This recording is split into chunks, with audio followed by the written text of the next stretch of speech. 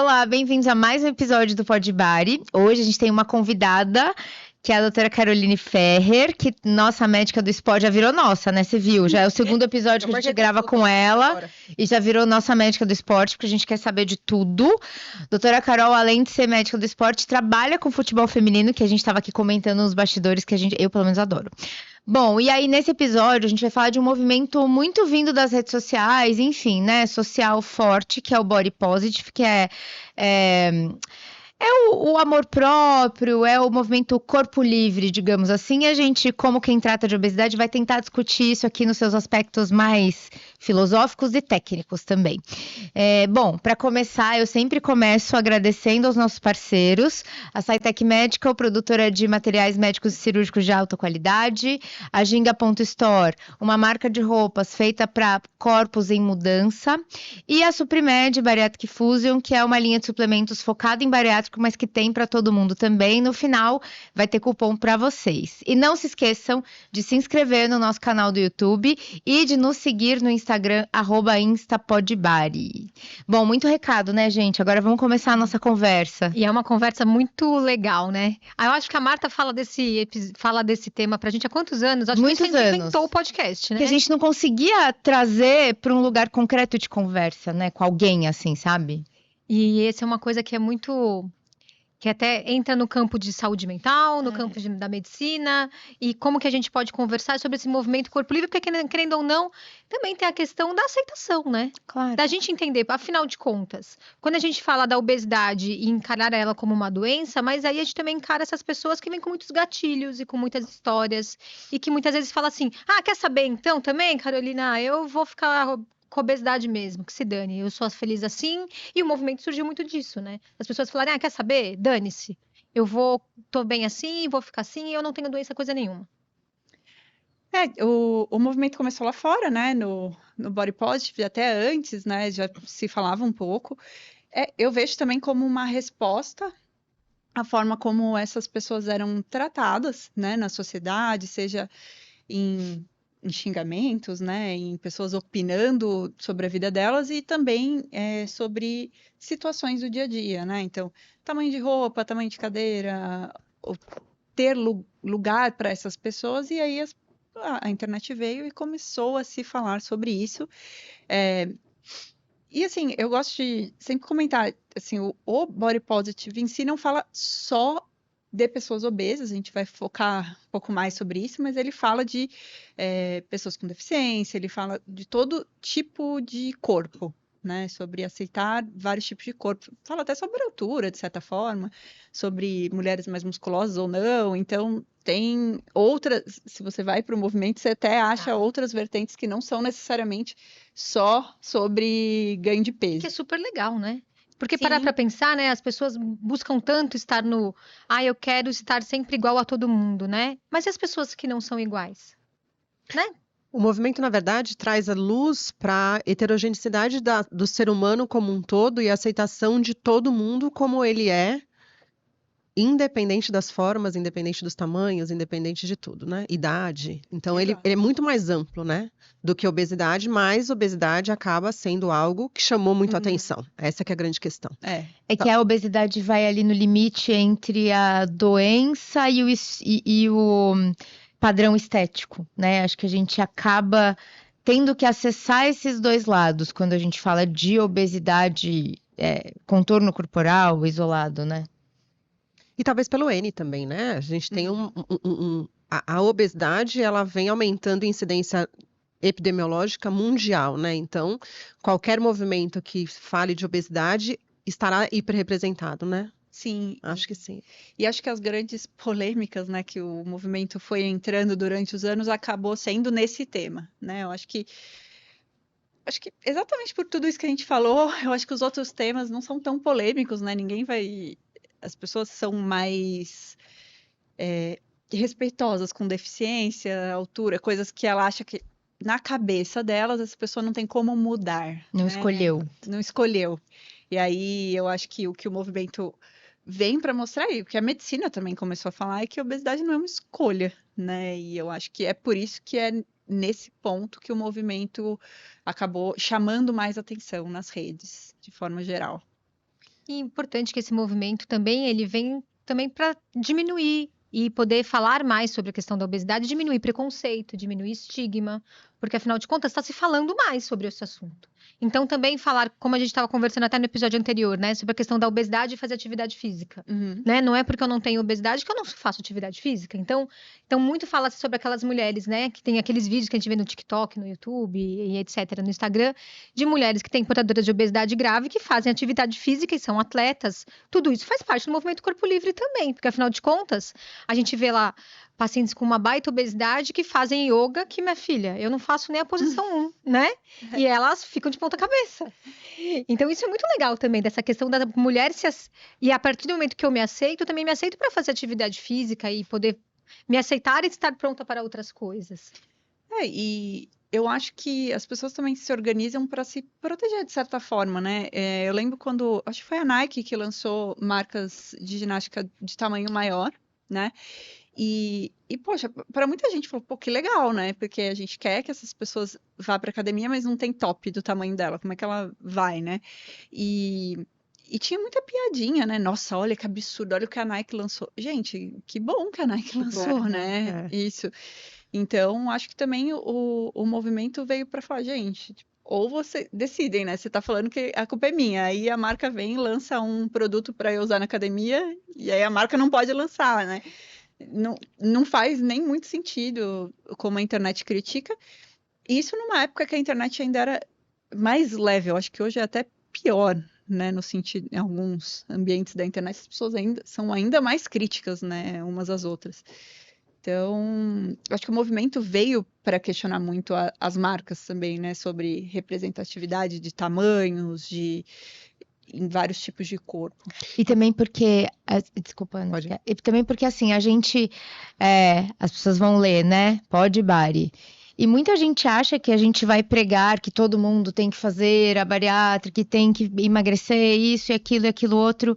E o que a gente traz aqui em todos os episódios não é isso, é a consciência da doença, o tratamento adequado, você ter qualidade de vida. E a Ana falou isso em outro episódio, falou em vários até, mas assim, não necessariamente, a grande maioria não vai sair de uma obesidade grave para um corpo magro. Essa pessoa vai continuar ali dentro de um critério de sobrepeso, obesidade grau 1, que seja, e mesmo assim infeliz com os resultados que tem. Então é muito importante que a gente entenda que esse movimento não é tudo ou nada, né? Os extremos, eles são sempre muito perigosos. Vou ficar na obesidade porque eu quero, acabou, tchau e pronto, ou vou acabar com a minha vida tentando alcançar uma magreza porque eu não me aceito de jeito nenhum. Então, acho que é a gente tentar se manter nesse meio do caminho que é tão difícil, né, gente? Eu acho que a semente desses movimentos, é muito valoroso, né? Quando você traz para o olhar que existem diferenças e que elas precisam ser respeitadas, é fundamental. Tem a Ginga, que é uma das nossas patrocinadoras, essa marca de corpos em transformação, dos episódios em que a Mariana, que quem idealizou esse conceito de roupa, ela trouxe uma informação que me chocou muito, uma loja de grande volume lançou roupas para tamanhos maiores. E essas roupas, e foi feita uma pesquisa, elas foram apresentadas com modelos plus size e a mesma roupa apresentadas com modelos padrão. E mesmo as pessoas com tamanho plus size compraram mais quando elas viram essa roupa num modelo padrão. Porque, de fato, o que a gente não entende como normal, o nosso inconsciente ele já cortou ali. Então, esse movimento tem essa ideia que eu acho fantástica, que é quebrar a ideia do padrão, né? Do tamanho da caixinha P que todo mundo tem que entrar, que tira 90% das pessoas, na verdade, né? Então, a ideia inicial é fantástica, é muito importante que aconteça, mas em algum momento da jornada rola um desvio ali. Eu acho que é desse desvio que a gente tem que falar, trazendo a importância do movimento, que todos nós que lidamos com obesidade temos que ser favorável a esse movimento, porque para a gente é fundamental que ele exista, já que a gente não está tratando estética, a gente está tratando uma doença, e ir contra a estética tem que ser nossa maior proposta, mas desviou, né, Carol? Eu sinto também que ele desviou, porque também o que se espera das pessoas também. A gente vai entrar no campo minado da obesidade e doença, né? Mas assim, o que se espera de um corpo também não é bem só perder peso e saúde, né? O corpo que as pessoas esperam é um corpo muito específico, que muitas vezes nem sempre nem é saudável, né? Então, alguns, dependendo do que aquela pessoa consome na internet, são corpos, inclusive, às vezes, com muita cirurgia plástica, com outras drogas, 50 né? mil filtros. Anabolizantes e outras coisas que não são sobre saúde, né? Então, essa ideia também do corpo é complicada, mas daí também a gente ir para o outro extremo de dizer que a obesidade grave é só uma variação de um corpo normal, é que eu acho que a gente começa a caminhar ali num campo um pouquinho mais difícil para quando a gente pensa em saúde, né? Eu acho que foi aí que o movimento começou a... E quando começou isso, muito se falava na internet sobre a questão da obesidade saudável. Uhum. E aí, conta um pouco pra gente, você que é médica do esporte, cuida tanto de saúde, de esporte, de autoestima, existe realmente pessoas obesas com saúde, saudáveis? A gente tem, né, uma diretriz nova, né, um consenso novo, que tentou destrinchar mais isso. A gente sabia, a gente que trabalha com obesidade, sabia que o IMC era pobre, de fato, né, nas informações. Então, eles destrincharam um pouco de composição corporal, aonde que está essa gordura, aonde que não está. Mas, em geral, as pessoas com obesidade grave, em que mesmo que você não tenha nenhuma comorbidade instaurada naquele momento, muito provavelmente nos próximos anos você pode desenvolver, né? Então, você pode estar saudável naquele momento, mas o seu risco, né? O solo, ele tá deteriorando, né? Porque tem gente que às vezes fala assim, né? Ai, eu tenho obesidade, mas meus exames são ótimos. Então, né, eu sou saudável, eu tô feliz, meus exames são muito bons. Quero ver um médico dizer que eu não tenho saúde. E na realidade, assim, calma, né? Primeiro, ninguém tá brigando, porque a pessoa às vezes fala de uma maneira, às vezes, meio assertiva, meio brava, né? E a gente até comenta, olha, mas peraí, seus exames estão normais hoje, mas até quando? Uhum. Porque afinal de contas, a obesidade é uma doença e vai aumentar o seu risco cardiovascular, o seu risco de ter um infarto, de ter um derrame, o seu risco de ter uma dor no peito, de ter um problema articular grave no futuro. E a gente não vai enxergar isso só porque você está dizendo que seu exame é normal hoje? Quer dizer, eu vou ter que esperar ele alterar para fazer algo nesse sentido? Então, é muito dessa. E é uma linha tênue, né? Como vocês disseram, né? Porque a gente tem que falar, claro, você tem que se aceitar do jeito que você é e tudo bem, você tem uma doença, mas também até que ponto a gente vai deixar isso acontecer e esperar você infartar com 40 anos, né? Ou etc, para poder, a partir daí, tomar uma atitude que muitas vezes pode ser que seja irreversível. O olhar que eu tenho para isso é que a gente deveria usar muito esse movimento e ser muito favorável a ele, no que tangencia a autoaceitação, porque a verdade é, sim, eu preciso me aceitar independente do meu peso, independente da minha forma e independente da doença que eu tenho. E se eu me aceitar e me amar, vai ser a melhor força para eu conduzir o melhor tratamento. Então, isso precisaria ser olhado. E mais, tratamento, não busca de uma idealização de peso que não existe. E aí bate muito no que esse movimento fala. Então, eu tenho IMC de 45, porque quando a gente passa de 40 para cima, aí o IMC vale como medida sim. A gente tem que abandonar IMC para métricas menores, porque eu posso ter alguém com peso baixo e muita doença, mas de 40 para cima, inegavelmente, a gente está discutindo uma doença. E eu posso ter 10% de perda do peso, eu tenho controle de doença e nem por isso eu entrei na caixa do P. Aí eu acho que bate num movimento que poderia ser muito bonito, né? Em que a gente conseguisse sim entender que é tratar uma doença, controlar uma doença e não buscar um peso idealizado, ideal e nem a caixinha do PP. Mas aí se perde no momento em que, bom, se eu quero representar esse movimento, então eu não vou me cuidar no sentido de tratamento da doença obesidade, eu não posso fazer uso de medicação anti-obesidade porque eu estaria indo contra o movimento. É aí que eu acho que a coisa se perde. Eu sigo até algumas pessoas que foram precursores do movimento aqui no país, né? E eles até emagreceram e uma delas até fez bariátrica, né, recentemente. E ela comentou, eu tava assistindo uma live dela, acho que antes de ontem, assim, ela tava comentando da bariátrica dela. E ela comentou falando que que ela falaria, assim, algumas coisas diferentes do que ela falou no passado, porque ela tinha muito problema de mobilidade que ela não encarava como problema de saúde, então, de ter dificuldade para fazer as coisas, e isso é bem comum, né? Tipo, você se sentir saudável porque os exames estão bons, mas a mobilidade já não tá boa há algum tempo, é você que deixou de fazer as coisas, né? E também da cobrança do público de que ela tinha que ter um determinado corpo para continuar defendendo aquela causa, É. né? O que daí vai até de encontro até a própria causa, né? Como assim?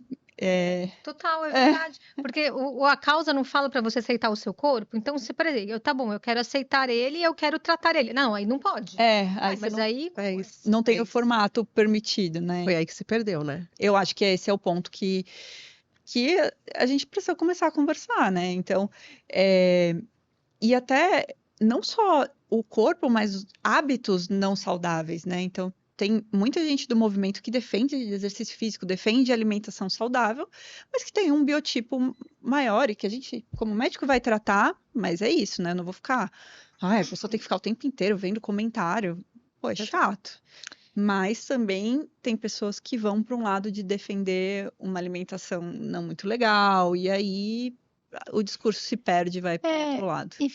E vai para aquele lugar de que para ser representativo de uma causa você tem que estar no extremo de tudo, né? E me assusta muito quando eu vejo, eu vou falar pacientes, mas influencers, enfim, fazendo aqueles conteúdos. Tudo que eu como em 24 horas com 200 quilos. Poxa vida, né? Me assusta muito isso. Eu falo, pô, mas calma. É isso, entendeu? Eu falo, como assim? Eu tenho Tudo que eu problema como. com conteúdo de Eu comida, fico gente. bastante. E aí, quando tá fazendo alguma coisa melhor, um plano alimentar, não fica postando tudo que eu como em 24 horas para. Geralmente vai pro outro lado da estética. Tudo que eu como em 24 horas para secar. Esse conteúdo. Nunca tem um meio termo de qualidade de E esse conteúdo é vida. muito complexo, né? Porque Nossa. eles põem gatilhos para quem tem transtorno alimentar, por exemplo. Nossa, Que são coisas que a gente acha que não são tão comuns, mas são hiper comuns, né? Então, muito também desse movimento e das pessoas terem tudo muito nos extremos, pode levar também esse consumo excessivo, né? Eu vou comer demais. Também pode levar um distúrbio alimentar mais adiante. Vou comer até passar mal. Comer até passar mal já é um distúrbio alimentar. exato. E que, para a saúde mental, gente, é uma coisa muito, muito grave. Dá para morrer disso, né? E as pessoas não levam isso em consideração. Só achar porque agora ela tá mais gorda. Agora ela está mais. Ela não é uma pessoa, né? Ela é alguém mais gordo ou alguém mais magro. E aquilo acaba se tornando o norte dessa pessoa. Então, é muito complexo. Eu até instigo aqui as pessoas que consomem material de influencers e etc., que fala muito sobre essa questão de como eu como, olha o que eu como todo dia, olha o que eu não como todo dia, o que eu deixo. Já para de seguir, sabe? Porque eu acho que isso não te ajuda. E eu acho que a gente tem que usar a mídia social. Claro, a gente quer descansar, né? A gente, no final do dia, a gente quer mexer ali no TikTok, no Instagram, sei lá o quê, né? Para dar uma descansada. Ver um meme, né? Mas também a gente tem que fazer um detox de certas coisas. E assim, até fazer um exercício, né, pessoa? Se você for nesse conteúdo de comida numa pessoa magra e esse mesmo conteúdo de comida numa pessoa gorda e ler os comentários, é completamente diferente como as pessoas comentam, né? Então, as pessoas são muito agressivas com as pessoas gordas fazendo esse tipo de conteúdo e com as pessoas magras é tipo, nossa, que inveja. Nossa, ela consegue comer coxinha e ficar com esse sabe? Então, é problemático de todos os lados, assim. E hoje tem essa questão do rage bait, né? Que é a pessoa fazer um conteúdo que ela sabe que irrita o público, então... Porque acaba entregando mais. Exato. E tem a forma como... Eu acho que o TikTok é onde acaba mais tendo, né, isso. E é bem complexo, como médicas também, a gente não pode olhar isso e falar, gente, tá tudo bem nesse conteúdo, porque não tá, e não tem nada a ver com o formato do corpo da pessoa, né, que tá O fazendo. que mais me preocupa, e quando eu olho para esse tipo de fala, né, eu vejo alguém ali que está reagindo. Então, muitas vezes, dentro desse movimento de aceitação do corpo livre, quando vai para esse extremo de algumas pessoas com obesidade, muito alegando que não querem tratar, que não é uma doença, e mostrando em alguns vídeos, e aí não tô falando que tá nesse movimento, mas esse bando de vídeo que a gente vê por aí, de pessoas com obesidade, às vezes severa, com um padrão alimentar caótico, eu vejo ali dor e reação. Porque deve ser muito desafiador, e eu falo isso sempre, eu sou magra funcional, eu não consigo me colocar no lugar, mas deve ser muito desafiador quando você é julgada de fazer errado o tempo inteiro, quando pré-julgam que você é preguiçosa, não come errado, não faz nada porque tá daquele jeito, não é assim? Que não tem força de vontade. Para muitos, a melhor ferramenta de defesa é a reação. É a reação que agride, né? Então, quando você pega alguém num vídeo desse comendo e às vezes você se sente mal de ver a velocidade que a pessoa come, o volume que ela come, ela está reagindo muitas vezes. Eu vejo ali dor. Então, quando eu tenho esse olhar desse movimento, eu olho que ali provavelmente tem muitas pessoas em sofrimento emocional e que acharam ali como uma ferramenta de proteção, porque agride tanto que provavelmente ninguém chega para elas para falar, olha, você não acha que você deve fazer exercício? E de repente a pessoa já faz exercício, né? Você não acha que você tem que comer melhor? Às vezes a pessoa tá lá seguindo exatamente o que a nutricionista manda, mas vem um infeliz e se bota o bedelho, porque a obesidade ela é invadida de todos os lados. Então eu olho esse campo assim como um campo de tanta necessidade de quebra de preconceito, de acolhimento, de empatia, e eu vejo esses extremos como só mostrar que a nossa sociedade não acolhe, não tem empatia, e aí a gente tem um bando de gente que reage dessa maneira. Perfeito, eu acho que é isso. E aí, a gente falou aqui em algum momento, perde-se a referência do que o movimento propunha, do porquê ele foi criado.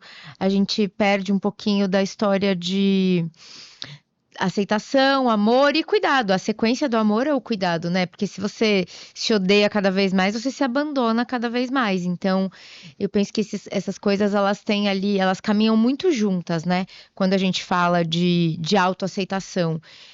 Eu percebo que os pacientes que vêm procurar tratamento, independente de qual for, eles vêm procurar poxa vida, eu percebi que eu não consigo, doutora, minha vida é ótima. Eu trabalho, eu sou funcional, mas eu tô com dificuldade de amarrar meu sapato, eu não consigo mais subir a escada pro meu quarto tão bem, meu filho quer correr, não aguento mais, ele tem 5 anos, como é que eu vou fazer daqui a 2? Então, é a história mas meus exames estão bons. E aí a gente, né, talvez como sociedade tenha se perdido um pouco nessa história do emagrecer a qualquer custo e não fazer nada. Então, essa percepção de que amor, autocuidado, autoaceitação terminam em busca de tratamento adequado, faltou essa linha, né, talvez. Não que faltou, mas eu pelo menos hoje não enxergo tanto essa linha. É sempre eu sou gorda mesmo e é isso aí e vambora. A gente até fica meio assim de falar isso, que você fala, poxa, a gente brincou, né, que a gente ia ser cancelada no início do episódio, mas é muito isso, né? Então, é um terreno muito doloroso, assim. Eu vejo como a Ana, eu vejo como muita dor, muita dor. Eu acho que uma grande sacada da nova classificação que chega aí é, pela primeira vez, mobilidade e perda de qualidade de vida está sendo colocada como um fator que tira a pessoa da obesidade pré-clínica e joga na obesidade clínica como doença. Então, se eu não consigo amarrar meu sapato, é doença. Se eu não posso brincar com meu filho, e a gente não valorizava isso, né? Então, às vezes, eu tenho uma pessoa que tem dito um IMC de 35, mas para aquela pessoa, ela já tem dificuldade em amarrar o sapato, de caminhar, de fazer exercício, e hoje a gente vai valorizar, ou passa a valorizar mais isso do que valorizava antes, porque o IMC parecia ser a única coisa. Então, talvez a gente vá nesse olhar, né, de valorizar tantas outras coisas que precisam ser valorizadas na tomada de decisão de que, opa, eu posso ter uma melhor versão do que eu tenho hoje, e não por isso eu estou virando as costas para um movimento que prega liberdade de corpos. Se eu quero tratar melhor e me tratar melhor, e a minha melhor versão vai ser 10% a menos, 15% a menos do que eu tenho hoje, eu continuo tendo liberdade de corpo, né? Talvez esse fosse o olhar. E até fazendo a meia-culpa de nós médicos, né? Até para não achar que a gente está só atacando, eu até entendo, também vejo de um local de dor tudo isso que acontece e a forma como isso chega. E a gente, com frequência, a gente faz esse paralelo com as doenças de saúde mental, né? Da depressão e como a gente encara os tratamentos, né? De falar, mas é só ir lá, é só fazer. Não... E a gente sabe que não é assim. Mas eu acredito que muitas vezes a opção de como as pessoas ofertam o tratamento de emagrecimento na internet também causa algum tipo de afastamento desse paciente e aí ele ir para uma vertente mais Eu agressiva. acho que tem um bando de criminoso na internet, né? Pelo amor de Deus. Porque tem um paciente que chega no meu consultório que não é obeso, né? Por eu ser de outra especialidade, e o paciente senta, assim, gente, MC é absolutamente normal, paciente ativo, fala, mas eu não tenho indicação de Ozempic? Eu falei, mas alguém te falou que você tinha? Tipo, é porque teve um médico que falou que é para tirar essa gordurinha. E aí você vai criando também toda uma loucura narrativa coletiva, com né? esse remédio que tira esses remédios da onde eles deveriam estar ali, né? Então, e aí a bariátrica ainda é pior, né? Acaba tem outras camadas ainda, né? De ser o caminho mais fácil, de ser como se a pessoa estivesse trapaceando, coisas do tipo. Então, eu acho que e esse discurso agressivo, emagrecimento vende muito na internet, né? A gente sabe que isso, o porquê que alguns colegas acabam fazendo isso, apesar de que não concordamos todas aqui. E eu acho que nós não somos leigos, sabe? Então, quando eu vejo um médico fazendo isso, empurrando essa pessoa para esse lado e depois olhando e falando para essa mesma pessoa que ele empurrou para esse lado, falando, é falta de força de vontade sua, será que eu acho que a pessoa tem que se ver como parte do problema, né? Então, a gente tem medicações incríveis chegando, né? O Mounjaro, a gente sabe que, pelo que a gente lê nas pesquisas, a gente fica falando, meu Deus, né? Como assim? Como assim? Mas aí as pessoas já estão, vai ser epidemia da magreza. Gente, vamos falar, obesidade é uma doença. Vamos conversar sobre isso aqui, né? A gente não, quando lança uma droga nova de hipertensão, de diabetes, a gente não faz isso na internet. Exato. Eu acho que banalizou de tal maneira e mais, o que aconteceu com a semaglutida, que esgotou a semaglutida em tudo que era farmácia na época, quem estava comprando semaglutida não era o diabético e o obeso severo.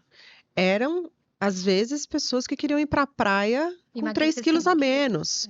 Quer dizer, é uma sociedade doente. Se a gente for olhar, tudo isso que a gente está conversando aqui só mostra uma sociedade doente que quer entender como o normal algo que não existe, porque nós somos absolutamente heterogêneos, né? A gente é totalmente misturado, várias camadas de raças diferentes,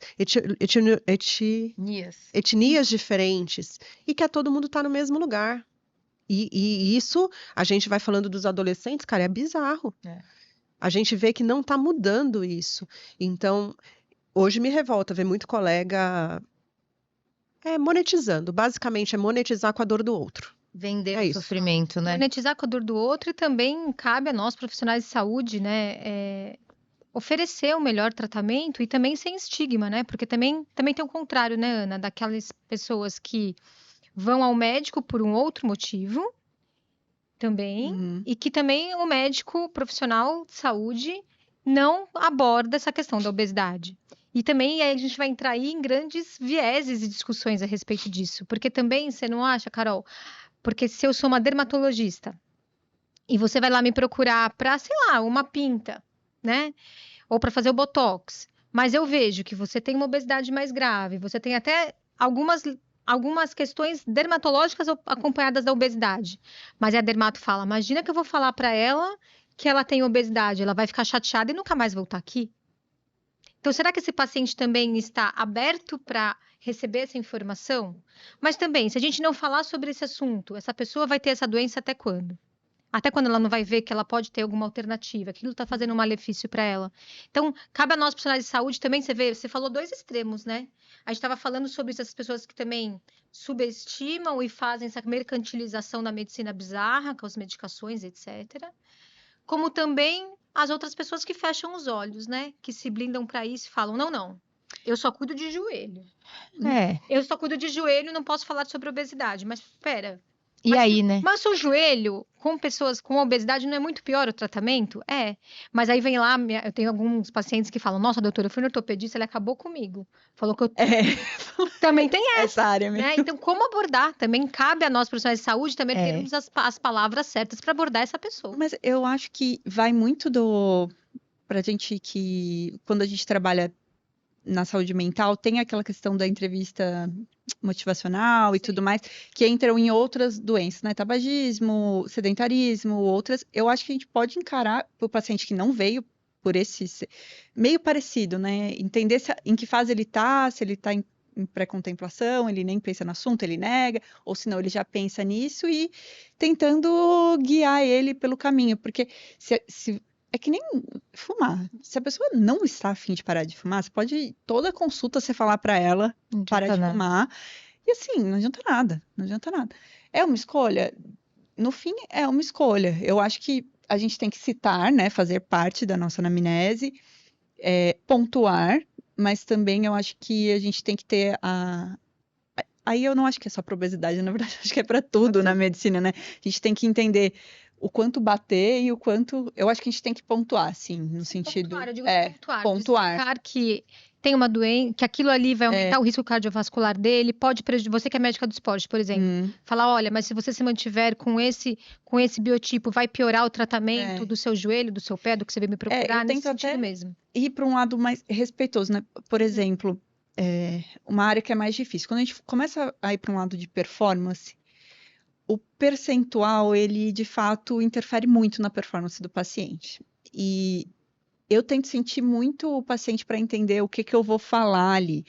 Porque algumas frases que a gente faz num contexto de performance podem ser extremamente gordofóbicas em outros contextos, né? E se o paciente não é desse nicho aqui, não é o objetivo dele, então não faz sentido eu fazer frases do tipo, você tá carregando um peso morto para correr, ou coisas assim. Nossa, que pesado. Pesado, né? Para quem literalmente, corre, né? Porque a massa de gordura, ela não gera energia. Eu até entendo o que a pessoa quis dizer com isso, mas assim, é muito agressivo. Então, uma coisa que eu deixo, assim, faz parte das minhas primeiras perguntas na consulta é objetivos. Então, o que você veio fazer aqui, né? Claro. E você tem algum objetivo de performance? Você tem algum objetivo de peso? Porque ali, eu sei, a pessoa me falou lá no começo que o objetivo dela não é performance, não é peso. Você tem que adaptar o discurso para aquele paciente. Lógico. Então, não tem por que você ter um discurso agressivo para um paciente que tem um objetivo mais só, porque você vai acabar afastando, né? Então, e não é incomum, porque se tiver algum paciente ouvindo, né, que tenha ido para a área do esporte, ouvir frases desse tipo, porque no esporte, a forma como as pessoas lidam com o percentual é muito delicada, é gordofóbica, é um ambiente complexo.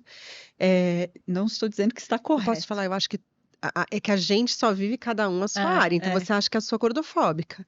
Mas eu tenho a impressão, e ó, eu acho que eu vou estar certa, que se a gente perguntar para pacientes, no geral, todos viveram gordofobia em todos os consultórios. Tenho certeza. Todos os consultórios, não vou dizer em todos os médicos, mas em todas as áreas, independente da área que for. Porque tá no nosso inconsciente, eu acho. Pode ser. E o magro, ele vive uma proteção monstruosa. Monstruosa. Porque você não pensa. Então, eu não vejo a possibilidade de um magro, chegar num ginecologista e ele ser questionado exatamente igual a um obeso. Não vai ser.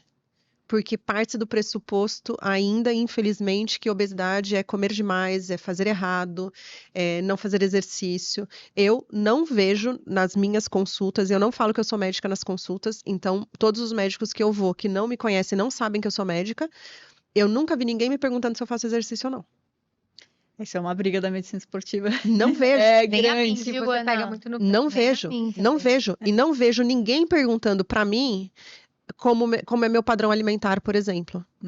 Não vejo. E eu acredito que isso esteja relacionado à a percepção de que eu cheguei lá, então o magro é espiritualmente evoluído, ele tende a comer melhor e ele tende a ser mais saudável, não é assim? Tá no inconsciente. Então eu acredito que, cara, infelizmente não é só na medicina do esporte, eu acho que é no dia a dia. Eu já trabalhei em clínicas de emagrecimento. A clínica era de emagrecimento. E ainda assim eu perguntava o que você veio fazer aqui. Porque, afinal de contas, eu sou médica de esporte. Eu não... E isso fez toda a diferença em todas as minhas consultas. Eu tive paciente que, pelo fato de eu perguntar o que você veio fazer aqui, ela começou a chorar. É isso. Ai. Porque ela falou, nossa, todo mundo olha e parte do pressuposto que eu tô aqui para perder peso. Não, se você chegar... A ortopedia tem muito isso. Quantas vezes vocês escutaram de paciente, não, eu chego no ortopedista, quando eu mal vou falar o que eu tô sentindo, eu já escuto, então você tem que emagrecer. Uhum. E que tem que perder peso mesmo. Mas, mas o que eu posso... E o resto, você pode né? fazer para me ajudar Isso. até lá? E o que Agora, mais? chega um magro. O magro vai escutar o quê? Vamos fazer uma ressonância? Quer dizer, cara... Eu acho que primeiro a gente tem que focar no que a pessoa foi fazer ali. Eu acho que exatamente como a gente faria em outras hipóteses diagnósticas que a gente fecha, né? Então, o tabagista que está com um problema ortopédico. A gente vai falar do cigarro em algum momento na consulta, porque faz parte da cicatrização, de tudo. Então, eu acho importante, de fato, falar qualquer causa de inflamação crônica. Então, um diabético que está descompensado, um hipertenso que está descompensado. É difícil também passar pela consulta e a gente não comentar nada. Mas primeiro fala do que a pessoa te trouxe e no fim você diz. O que eu já li muito de gordofobia foi de PS, né? Pronto-socorro eu acho que é campeão também, né? Mas o que eu trouxe do esporte é porque o esporte, eu sinto que a gente o ambiente acaba exigindo muito tem uma questão de performance, perfil, de né? tempo, então é difícil mesmo. Mas, de qualquer forma, até pra gente fazer a meia-culpa, né? Porque deles, mas todo médico me trata assim, agora eles querem falar que é doença, que eu não posso pensar. Não é isso. A gente também entende que a gente também faz parte do problema. A gente tá na sociedade, embutido nela, né? Total. E o movimento Corpo Livre veio também para nos ajudar a sociedade a encarar também o paciente se aceitar em qualquer fase da sua vida, né? Uhum. E até, por exemplo, o paciente vai fazer uma cirurgia bariátrica, então ele vai passar por uma transformação enorme. E aí a pessoa, como a Ana fala, né? A pessoa, ela vislumbra chegar naquele manequim 38 dela. Mas, poxa vida, eu vou ter que esperar chegar no manequim 38 para me sentir bem, para fazer as minhas mudanças? Claro que não, a gente tem que se amar em todas as fases do processo. Mas me amar na fase do processo do pré-operatório ou com um grau maior de obesidade não quer dizer que eu não tenho que encarar aquilo como algo a ser visto. E eu falei visto, né? Porque fica naquela coisa de que se você se ama, você não precisa fazer nada. Sim, muito bem. Eu me amo, então tá bom, pronto. Tá, é isso aí, né, que tem pra hoje. E não, na realidade eu me amo, então que bom que marcas agora fazem roupas que me cabem bem. Eu me amo, então que bom que eu vou poder ir pra praia. E eu vou pra praia com o corpo que eu tenho hoje. Eu não vou esperar ficar magra pra ir pra praia. É tão gostoso ir pra praia, entrar no mar. Então, eu quero fazer isso quando? Quando eu quiser. Então, eu acho que o movimento veio muito pra isso. E eu acho que isso é impagável, é maravilhoso. A gente aqui tem idade parecidas. A Ana fala que ela é mais velha que a gente, mas ela não é. Tudo igual. Ela é 20 anos mais nova que eu, por exemplo. Né, Ana? É pirilampa. A médica do esporte sabe falar que 10 anos impacta. Ela é pirilampa. Ela é pirilampa. Mas nós viemos, por exemplo, né? Eu fico lembrando de épocas que nós éramos adolescentes, pré-adolescentes. Poxa vida, a gente era muito castrada pela questão da obesidade, que ainda é, né? As adolescentes. Igual. Eu acho pior, tá? Você acha pior? Eu não lembro, ou talvez eu não tenha vivido. É que você é magra. Eu não tenha vivido, mas eu não lembro. Eu acho que ela não viveu. Não, mas eu tenho uma filha de 15 anos. Eu não lembro, na minha idade de 15 anos, vivenciar entre as minhas amigas, entre a minha vidinha ali, minha bolha, menina de 15 anos falando de cirurgia plástica. O meu peito é pequeno, minha bunda é pequena, minha coxa não é assim, não existia isso. Não existia. Quer dizer, eu não vivi isso. E hoje eu vejo a minha filha com 15 anos, cara, isso é uma demanda para... Por quê? Porque não tinha mídia social. Você não acordava de manhã e abria um negocinho que vai te expor um universo feliz, lindo, com filtro. E E mentiroso. só E você, mentiroso. e mentiroso, e só você parece que não cabe naquilo. Então eu acho que a mídia social trouxe uma demanda muito maior, porque hoje você se olha e vê que sua sobrancelha é uma mais torta que a outra. Entendeu? É muito pior no meu modo de ver o que a gente vive hoje.